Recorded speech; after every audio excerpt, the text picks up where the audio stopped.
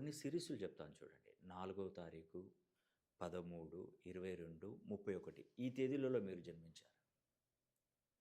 7వ తారీఖు, 16, 25 తేదీలలో మీరు జన్మించారు. ఈ 2 ఏంటంటే ఛాయాగ్రహాలు. అంటే రాహుగ్రస్తంగా, కేతుగ్రస్తంగా ఏర్పడినటువంటి డేట్ ఆఫ్ బర్త్‌లకి. అంటే మీరు రాహుగ్రస్తంగా మీరు జన్మించారా? కేతుగ్రస్తంగా జన్మించారా? అంటే 4వ సీరీస్‌లో జన్మించారా? 7వ సీరీస్‌లో జన్మించారా? వీరికి భగవంతుడేంటంటే ఒక అద్భుతమైనటువంటి శక్తిని, పవర్‌ను, డివైన్ పవర్‌ని ఇచ్చాడు. రాహువు, కేతువులు తలుసుకుంటే ఒకేసారి ఎవరెస్ట్ అంత ఎత్తుకెదుగుతారండి. కొన్ని కొన్ని చోట్ల ఎదిగినట్టే ఎదిగి టకామని కింద పడిపోతూ ఉంటారు. 99 మెట్లు. అంటే నేనేమంటున్నానంటే ఎదగడం ఎదుగుతారు. కానీ ఎదిగింది కాపాడుకోండి.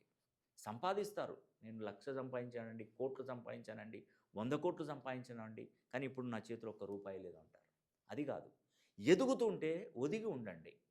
ఇప్పుడు పర్వతారోహకులు ఎవరెస్ట్ ఎక్కుతుంటే ఏం చేస్తారండి? ఓ మధ్యలో మధ్యలో కింద పడిపోకుండా ఏందంటే, వాళ్ళు కొన్ని క్లిప్పులు యాడ్ చేస్తుంటారు. ఎక్కడైనా మనకు ఆ మంచు కొండలలో, మంచు దిబ్బలలో క్లిప్స్ యాడ్ చేస్తారు. ఎందుకంటే ఒకవేళ అక్కడ నుండి జారి పడితే ఒక క్లిప్పు మనకు బెనిఫిట్ చేస్తుందంటే కింద పడకుండా కాపాడుతూ ఉంటుంది. అలాగా ఈ రాహు, కేతు సంఖ్యలలో జన్మించినటువంటి వారు మీ జీవితంలో ఎంత ఎదుగుతూ ఉంటే అంత ఒదగాలి, ఒదిగుండాలి. అందులో మీ జాగ్రత్తలో మీరుండాలి. నేను చెప్తున్నానండి.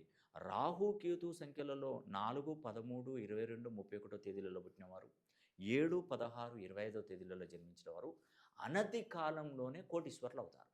అవునండి. మీరు నమ్మకం ఉందా మీకు? నేను రాసిస్తాను. బాండ్ పేపర్ మీద రాసి సంతకం పెట్టిస్తాను. నిజమండి. ఇది జరిగే నిజమే.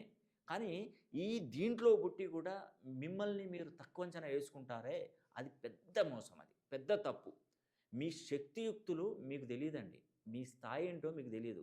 ఒక్కసారి గనక మీ మైండ్ సెట్ మార్చుకొని, వాళ్ళలాగా నేనెందుకు కాను అనే ఒక ఆలోచనకొస్తే బ్రహ్మాండాన్ని బద్దలు కొట్టకపోతే చూడండి.